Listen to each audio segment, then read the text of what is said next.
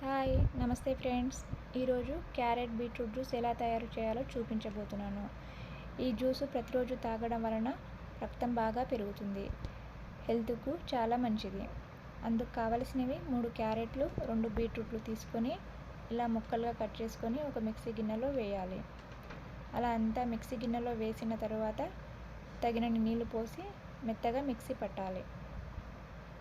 Mixie పట్టిన పేస్ట్ని పక్కన పెట్టి వేరొక బౌల్ తీసుకొని దానిపై ఒక పలచటి క్లాత్ పరిచి ఆ మిక్సీ పట్టిన పేస్ట్ని అంతా క్లాత్లో వేయాలి. అలా అంతా క్లాత్లో వేసిన తర్వాత ఇక్కడ చూపిస్తున్న విధంగా క్లాత్ని అంతా దగ్గరగా తీసుకొని చేత్తో గట్టిగా మెదుపుతూ జ్యూస్నంతా బాగా పిండాలి. అలా అంతా జ్యూస్ పిండిన తర్వాత ఒక నిమ్మకాయ కట్ చేసి నిమ్మరసాన్ని కూడా కలపాలి. నిమ్మరసం అంతా బాగా కలిసేలా ఒక స్పూన్తో కలుపుకోవాలి. అంతే, ఎంతో హెల్దీ అయిన క్యారెట్ బీట్రూట్ జ్యూస్ రెడీ.